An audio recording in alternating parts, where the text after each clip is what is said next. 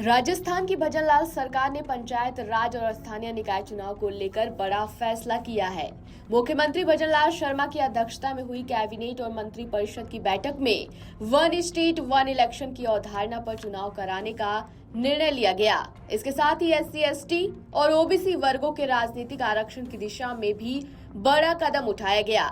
वहीं भारी बारिश और मानसून से बने हालात को देखते हुए सभी मंत्रियों को अपने अपने प्रभार वाले जिलों में जाकर व्यवस्थाओं का जायजा लेने के निर्देश भी दिए गए। राजस्थान में अब पंचायत राज संस्थानों और स्थानीय निकायों के चुनाव एक साथ कराने की दिशा में सरकार ने कदम बढ़ा दिया है। मुख्यमंत्री कार्यालय में हुई कैबिनेट बैठक में वन स्टेट वन इलेक्शन की अवधारणा के तहत पंचायत राज और नगरीय निकाय चुनाव कराने का फैसला किया गया। सरकार का तर्क है कि अलग अलग समय पर चुनाव होने से विकास कार्य प्रभावित होते हैं और प्रशासनिक मशीनरी भी बार बार चुनावी प्रक्रिया में व्यस्त रहती है।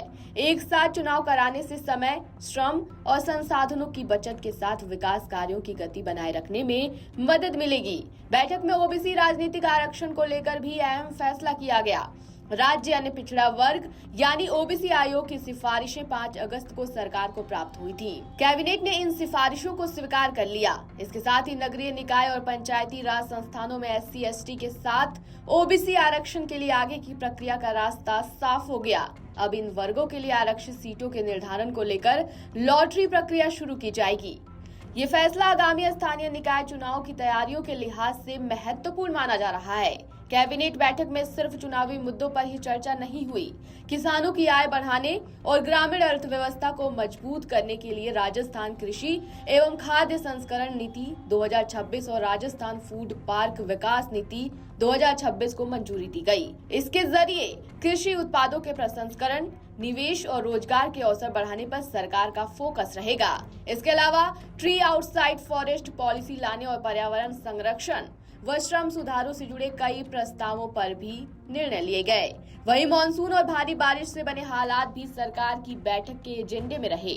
उप मुख्यमंत्री डॉक्टर प्रेमचंद बैरवा ने बताया कि सभी मंत्रियों को अपने प्रभार वाले जिलों का दौरा करने के निर्देश दिए गए। मंत्री बिजली, पेयजल, सड़क, चिकित्सा और आपदा प्रबंधन जैसी व्यवस्थाओं की समीक्षा करेंगे।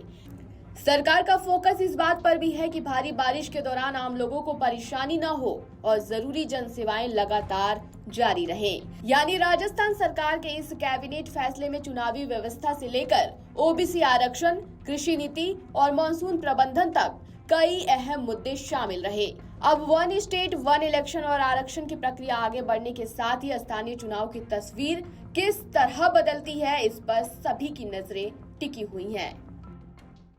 आपके राज्य की खबरें, आपके शहर की खबरें सबसे पहले जानने के लिए देखते रहें अमर उजाला। चैनल को सब्सक्राइब जरूर कर लें और पाएं हर अपडेट।